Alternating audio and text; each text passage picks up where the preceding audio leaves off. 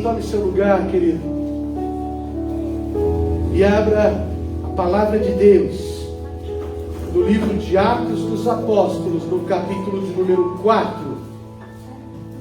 Atos dos Apóstolos, capítulo 4, verso 32. Glória a Deus. Quarta-feira, 7 de setembro. Como dizia a canção que cantávamos na escola, data tão festiva. Não é? Quem se lembra dessa? Atos dos Apóstolos, capítulo 4, verso 32. E da multidão dos que creram, um só era o sentimento e a maneira de pensar. Ninguém considerava exclusivamente seu os bens que possuía, mas todos compartilhavam tudo entre si. Com grande poder, os apóstolos continuavam a pregar, testemunhando da ressurreição do Senhor, e a maravilhosa graça estava sobre todos eles. Não havia uma só pessoa necessitada entre eles, pois os que possuíam terras ou casas as vendiam e traziam o dinheiro da venda e os depositavam aos pés dos apóstolos, que por sua vez o repartiam conforme a necessidade de cada um. Amém? Da multidão dos que creram, um só era o sentimento e a maneira de pensar. Ninguém considerava exclusivamente seu os bens que possuía, mas todos compartilhavam tudo entre si. 34. Não havia uma só pessoa necessitada entre eles, pois os que possuíam terras ou casas vendiam e traziam o dinheiro da venda e o depositavam aos pés dos apóstolos, que por sua vez o repartiam conforme a necessidade de cada um. Amém? Amém. Glória a Deus. Glória a Deus. Meus amados, hoje é 7 de setembro. Há exatos 200 anos atrás, em 1822, às margens do rio Ipiranga, na cidade de São Paulo, o príncipe regente Dom Pedro de Alcântara, Orleans e Bragança rebela-se contra seu próprio pai, rebela-se contra seu próprio reino, rebela-se contra sua própria nação e profere a frase que deu início a estes 200 anos: independência ou morte. A morte rondava Dom Pedro. As ameaças rondavam a vida de Dom Pedro. A servidão rondava aquele povoado, aquela colônia que pertencia a Portugal. O fim de todos os sonhos de um grande país estava se acabando. Tudo isso rondava a vida de Dom Pedro, que era o príncipe regente do Brasil. Quando olhamos um pouco mais atrás na história, conhecemos um filósofo grego chamado Sócrates. Sócrates foi julgado por 2 vezes. Na primeira vez, ele conseguiu, através dos seus argumentos, ser absolvido do seu julgamento que poderia levá-lo à morte. Na segunda vez, por ensinar aquilo que ele falava que era a verdade a todos, Sócrates foi julgado. E a condenação que se impôs a este homem, a este filósofo grego, foi que ele decidisse entre 2 condenações. Ele deveria dizer: escolha uma ou outra. A primeira condenação que impuseram para que Sócrates escolhesse foi que sua língua fosse cortada e ele nunca mais ensinasse nada a ninguém. E a segunda pena que ele poderia também escolher seria a morte.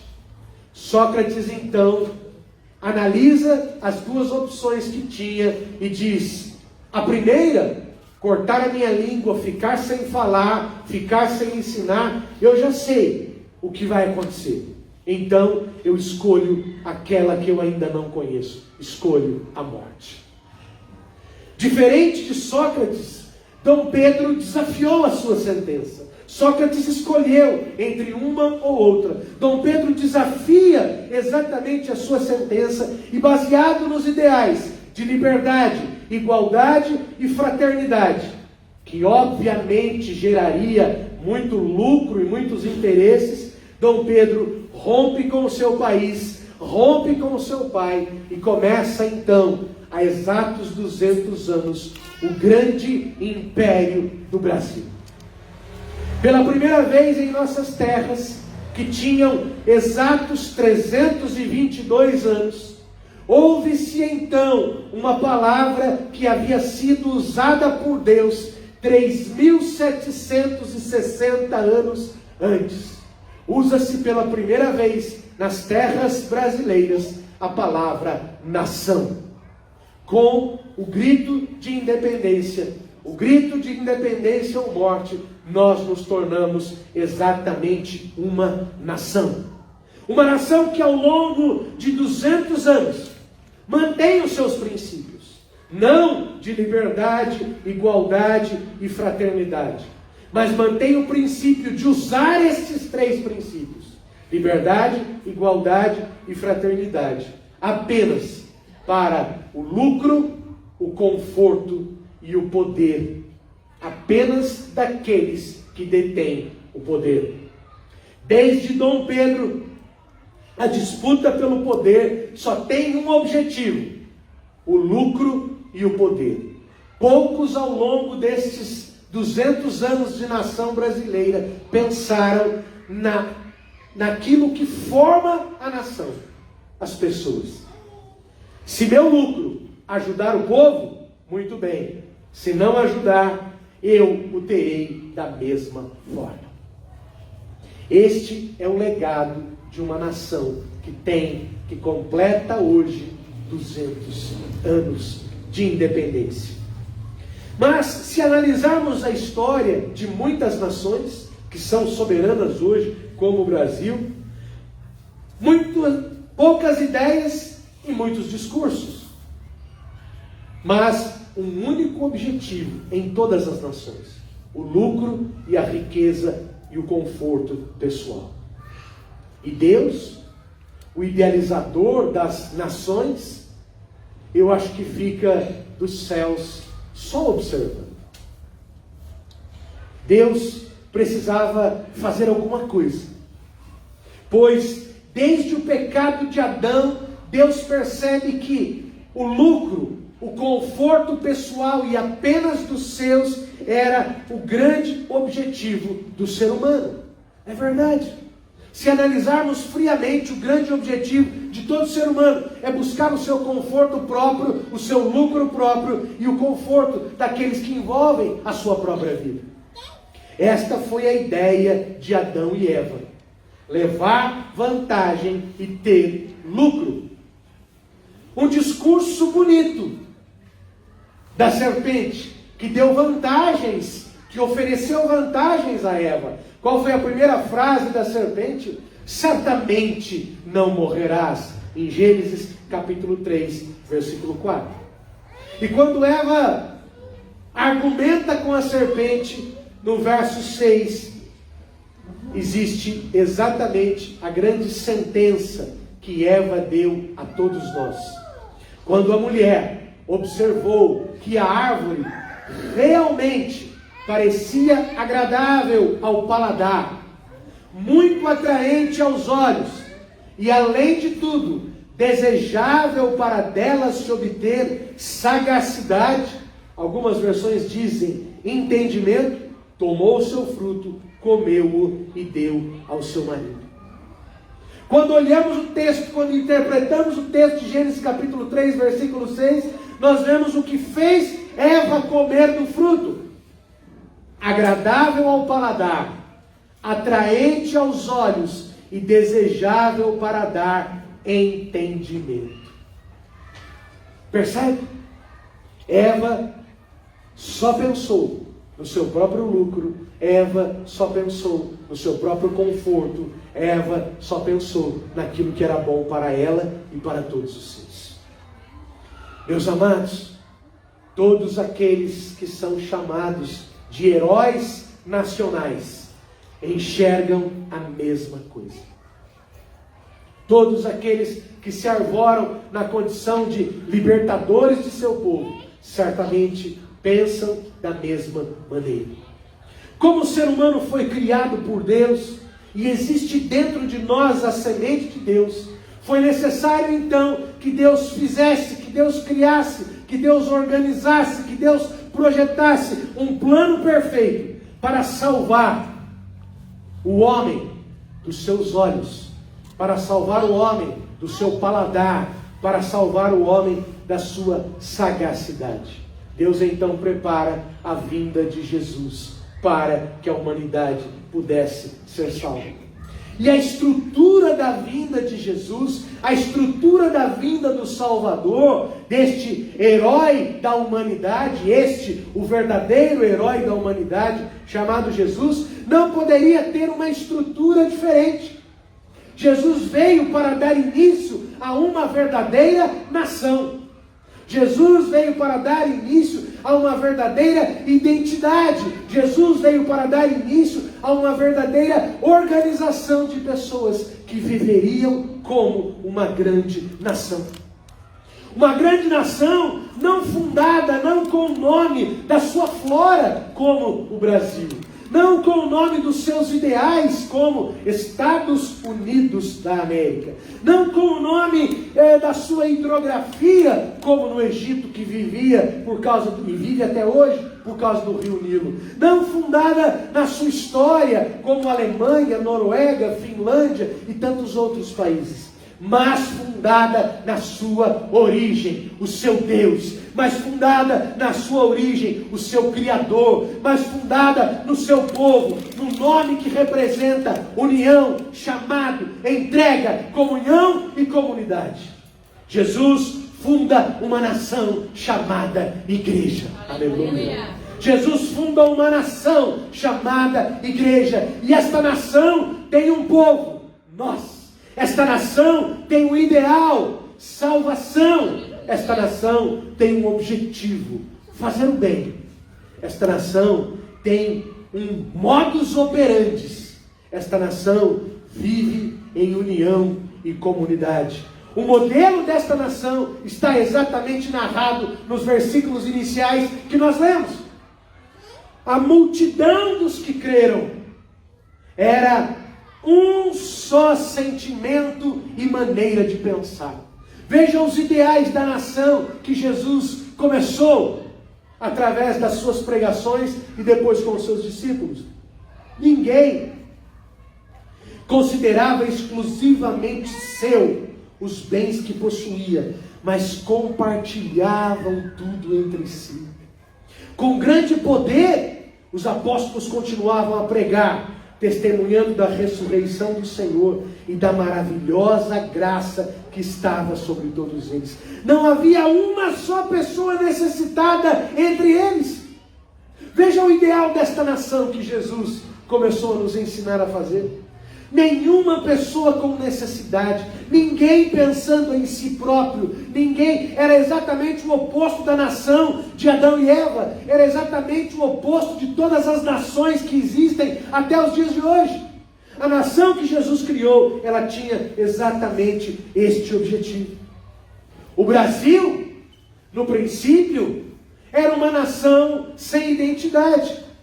Portugueses, índios, negros, ingleses, franceses, holandeses. A igreja, no princípio, já começou uma nação com identidade.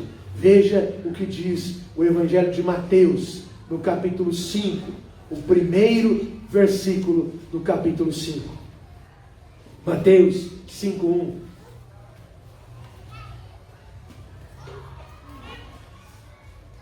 A identidade da nação de Jesus. Vendo Jesus as multidões, subiu ao monte e, assentando-se, os seus discípulos se aproximaram dele e, abrindo a boca, os ensinavam. A nossa maior identidade, discípulos, aprendizes de Jesus, discípulos, aqueles que aprendem todos os dias com a palavra, aqueles que aprendem todos os dias com a comunhão, aqueles que aprendem todos os dias com Jesus. O tempo passou e o Brasil foi se miscigenando. Todos esses que vieram para o Brasil foram se misturando, dando origem a um povo chamado povo brasileiro. O tempo passou e a igreja foi recebendo pessoas de todas as nações, de todos os povos. E Atos capítulo 11, versículo 26, diz então qual é o nome deste povo da igreja. O povo do Brasil, os brasileiros. O povo da igreja, Atos 11, 26. E assim que o achou, levou-o consigo para Antioquia. Então, durante um ano completo, Barnabé e Saulo se reuniam com aquela igreja e ensinavam muita gente. Em Antioquia, os discípulos foram pela primeira vez chamados de cristãos. A união dos povos que vieram ao Brasil formou o povo brasileiro. A união dos povos que receberam Jesus formou um povo chamado cristãos, aquilo que nós somos. Alguns dizem que a origem deste termo é pejorativa, outros dizem que ela é apenas como identificação. Não importa se é pejorativa ou uma forma de identificação, o que importa é que aqueles que seguem a Jesus são cristãos, são os cidadãos deste reino que nós chamamos como igreja. O tempo passou e o Brasil ganhou um território, conquistou alguns territórios e consolidou-se como uma nação soberana. O tempo passou e a igreja ganhou os confins da terra e consolidou-se como uma nação santa, um povo escolhido, um povo sacerdotal que louva, que exalta, que bendiz e que glorifica a Jesus. Amém. O Brasil tem os seus heróis. O Brasil tem uma casa real. O Brasil tem os seus deuses. É uma nação, um estado laico que respeita todos os deuses. A igreja também tem uma casa real. A igreja tem um rei chamado Jesus. A igreja tem um só Deus e um só Senhor, Jesus. A igreja também tem heróis, aqueles que morreram nas fogueiras, nas trincheiras, partidos numa cruz por causa do nome de Jesus. Nós temos também um território, que é o céu. Nós temos também um objetivo, que é a salvação. Nós temos também uma casa sacerdotal, que são os discípulos. Nós temos também uma casa real, que o apóstolo Pedro exatamente nos ensinou na primeira carta de Pedro, no capítulo 2, no versículo 9. Veja a casa sacerdotal, a casa real que Jesus nos ensinou em 1 Pedro, capítulo 2, versículo 9. Vós sois geração eleita, sacerdócio real, nação santa, povo de propriedade exclusiva de Deus, cujo propósito é proclamar as grandezas daquele que vos convocou das trevas para a sua maravilhosa luz. Vós sim, que antes não erais sequer povo, mas agora sois povo de Deus. Não tinhais recebido misericórdia, contudo agora a recebestes. Amados, exorto-vos, diz o verso 11, como a peregrinos e estrangeiros, a vos absterdes das paixões da carne que batalham contra a alma. Seja exemplar o vosso comportamento entre os gentios, para que naquilo que falam mal de vós, como se fosseis pessoas que vivem praticando o que é mal, ao observarem vossas boas obras, glorifiquem a Deus no dia em que receberem a sua revelação por causa do Senhor. Aleluia. É isso que nós somos, meus amados, uma nação santa, um povo sacerdotal. Talvez nós imaginemos que se pertencêssemos à família real, teríamos algumas vantagens, e certamente poderíamos ter.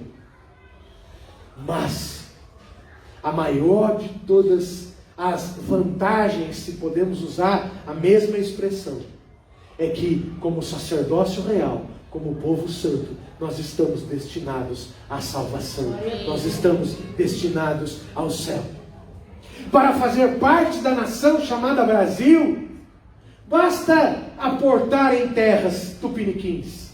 Basta aqui viver e aos poucos se tornar brasileiro. Todos nós, quando vamos ao exterior, quando vivemos um tempo no exterior, o grande anseio de todos é o mesmo: retornar à sua casa, retornar ao Brasil, para fazer parte do povo da igreja, para fazer parte da nação chamada igreja. Basta recebermos a Jesus como Senhor e Salvador de nossas vidas. E quando nos afastamos da igreja, nosso maior sonho e nosso maior desejo é para ela voltar. Nosso maior sonho e nosso maior desejo é nela estar, para conviver com os irmãos, para desfrutar da comunhão, para desfrutar da adoração, para continuar sendo discípulos de Jesus. Meus amados, todos almejam para o Brasil dias melhores. Na verdade, está em nossas mãos se teremos dias melhores ou não. E cada um vai dar o seu palpite, chamado voto. Mas o futuro da igreja já está preparado. O futuro da igreja já está destinado. O futuro da igreja já está pronto. O futuro da igreja, da nação chamada igreja, já está pronto.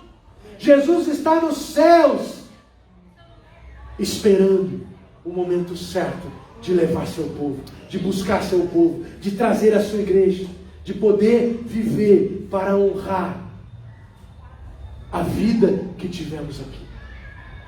Sabe o que diz 1 Coríntios, capítulo 15, a partir do verso de número 50? O Brasil está prestes a definir o seu futuro.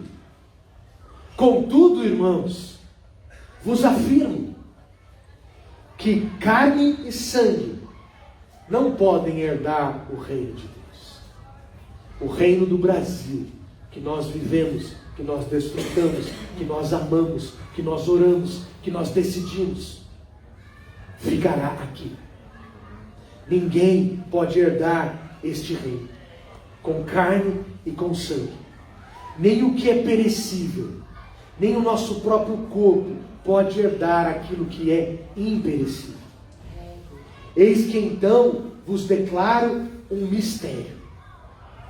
Nem todos adormeceremos, nem todos morreremos, mas certamente todos seremos transformados. Aleluia. Num momento, num abrir e fechar de olhos, ao som da última trombeta, porquanto a trombeta soará, os mortos ressuscitarão incorruptíveis, e nós seremos transformados. Pois é impreterível que este corpo que perece se revista da incorruptibilidade, e o que é mortal se revista da imortalidade. No momento em que este corpo perecível se revestir da incorruptibilidade, o que é mortal for revestido da imortalidade, então se cumprirá a palavra que está escrita: devorada, pois, foi a morte pela vitória. Dom Pedro I proclamou independência ou morte. Mas Jesus, quando morreu e desceu até a morte, ele proclamou: ó morte, onde está a tua vitória? Ó morte, onde está o teu aguilhão? Porquanto o aguilhão da morte é o pecado, e o poder do pecado é a lei. Contudo, graças a Deus que nos dá a vitória por intermédio de nosso Senhor Jesus Cristo.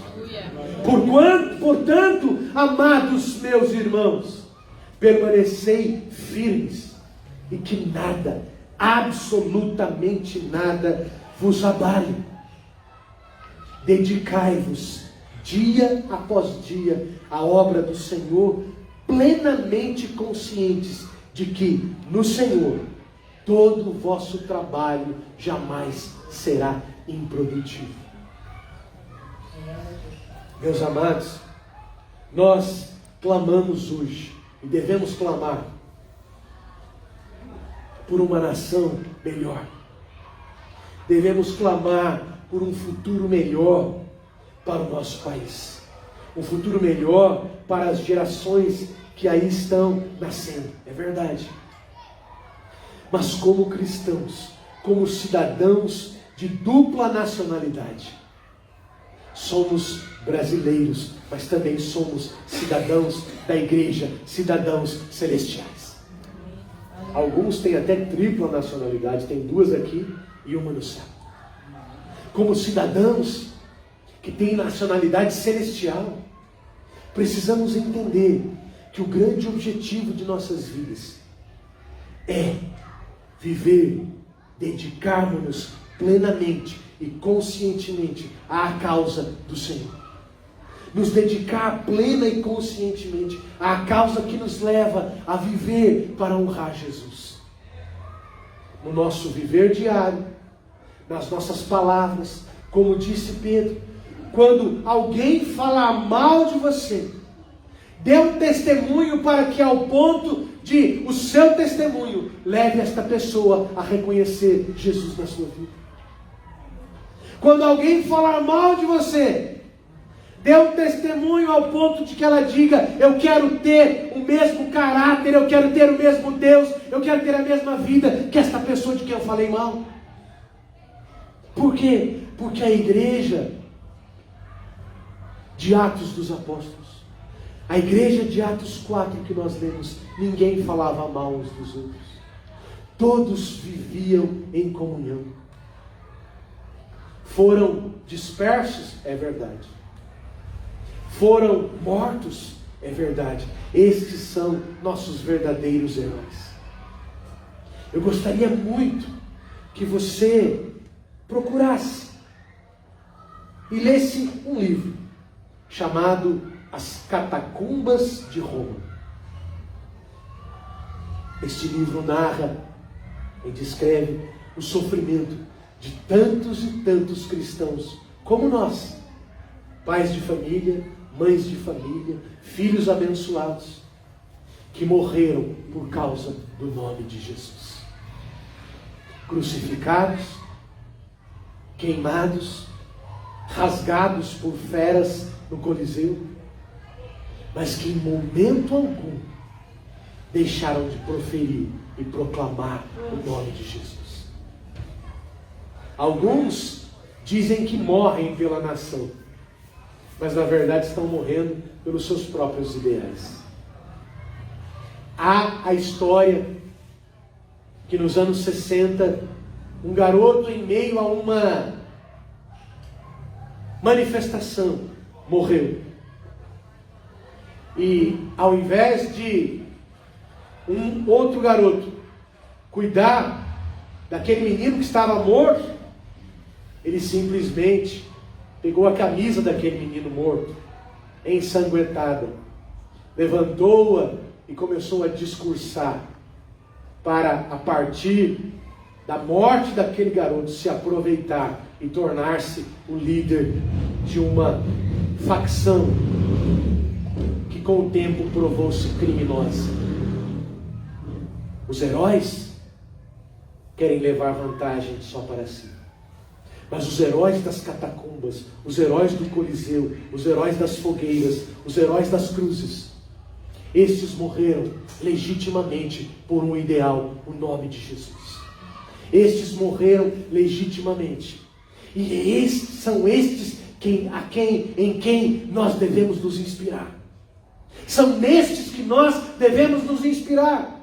Naqueles que morreram por causa do nome de Jesus. Daqueles que deram sua própria vida por causa do nome de Jesus. Daqueles que se dilaceraram para não negar o Cristo verdadeiro, ressurreto, que lhes daria e que lhes deu certamente a vida eterna. Por quê? A nossa vida aqui, diz a palavra de Deus, é um vapor que sobe por um pouco e logo desaparece. É um vapor que sobe por um pouco e logo se desvanece, diz a versão corrigida da palavra de Deus. E nós? Quem são nossos heróis?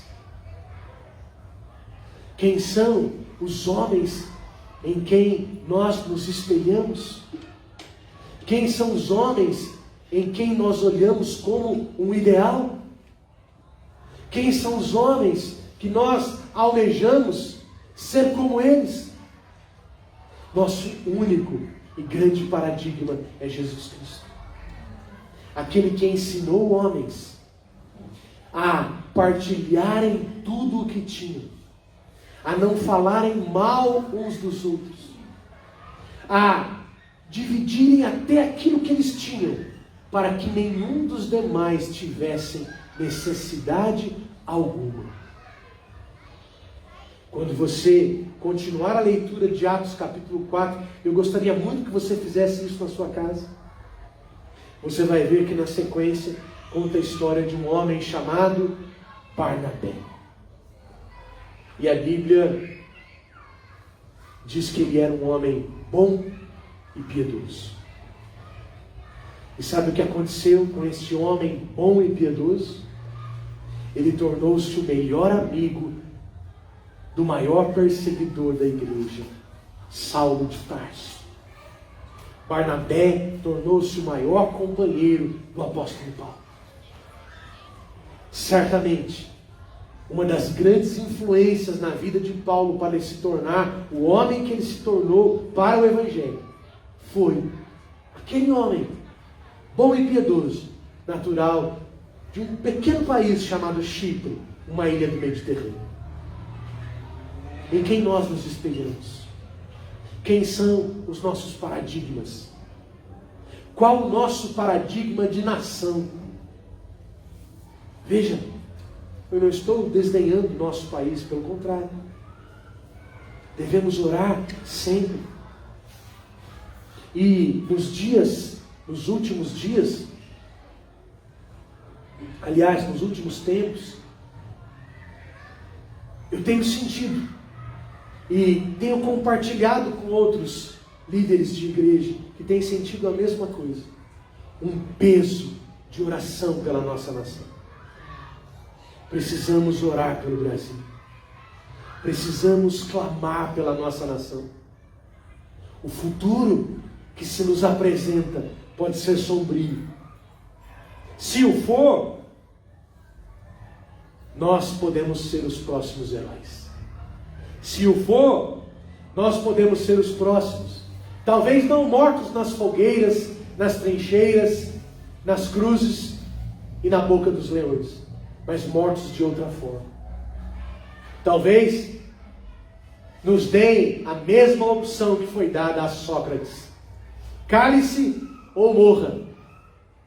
E certamente os heróis serão aqueles que escolherão o desconhecido. Certamente as referências, os paradigmas serão aqueles que escolherão a morte do que calar-se de falar do nome de Jesus. O que Jesus nos pede nesta noite de 7 de setembro é que sejamos a verdadeira nação que Jesus nos espera. Que sejamos a verdadeira nação que Jesus está esperando. Uma nação santa. Um povo eleito por Jesus. Um povo que aceitou a missão. Um povo que aceitou o encargo de viver para Jesus. Um povo que aceitou o encargo, mas também as benesses, a bênção de ir para o céu, para seguir a Jesus.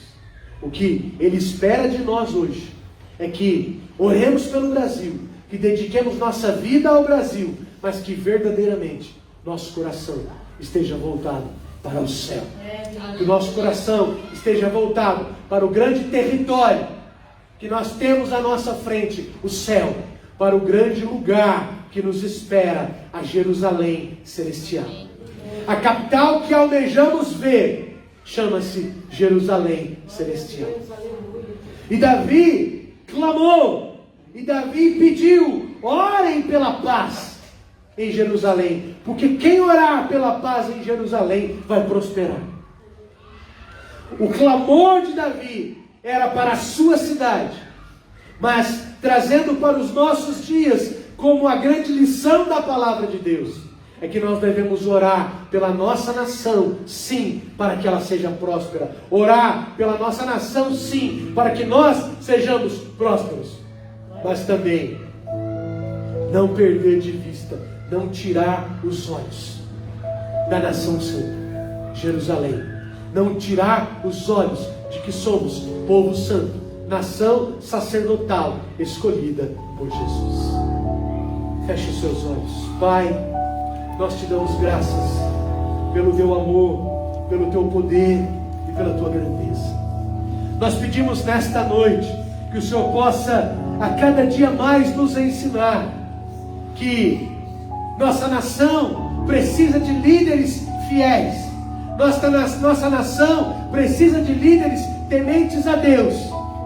Mas que a nação para a qual nós vamos já tem um rei, Jesus. A nação para a qual nós vamos já tem um Deus, o nosso Senhor. A nação para a qual nós vamos, lá nós vamos encontrar todos os nossos heróis da fé. A nação para a qual nós vamos é o céu. A nação que nós moramos, que nós vivemos, que nós habitamos, é o Brasil, pela qual nós levantamos um clamor nesta noite. Recebe o nosso país, recebe o nosso povo, e que o Senhor possa, num momento de lucidez coletiva, abrir os olhos do nosso povo, daqui a alguns domingos, para que a tua vontade se cumpra no Brasil. A tua vontade se cumpra na nossa nação. E o Senhor possa estabelecer aqui o povo sacerdotal. O Senhor possa estabelecer aqui a nação santa, o povo eleito de Deus, eleito por Deus, eleito porque te recebeu como Senhor e Salvador. O nosso futuro está pronto, o nosso futuro está preparado, o nosso futuro está nos esperando. E nós sabemos que o Senhor não rejeita as nossas orações. Nós sabemos que o Senhor recebe como incenso suave as nossas orações. O Senhor mesmo orou lá em João 17. Eu oro até que todos sejam um, assim como somos, papai. Eu sei, como diz o poeta, que esta oração já foi ouvida e como incenso recebida na tua presença. E hoje recebe a oração do seu povo como incenso, recebe o nosso clamor por esta terra, mas também recebe o nosso clamor por nós, teu povo eleito, escolhido, nação santa, para que todos os dias de nossa vida nós nos dediquemos dia após dia à obra do Senhor, plenamente conscientes de que o Senhor é o nosso Deus e de que no Senhor nosso trabalho jamais será vão, jamais será improdutivo. Deus, não rejeite a nossa oração em nome de Jesus.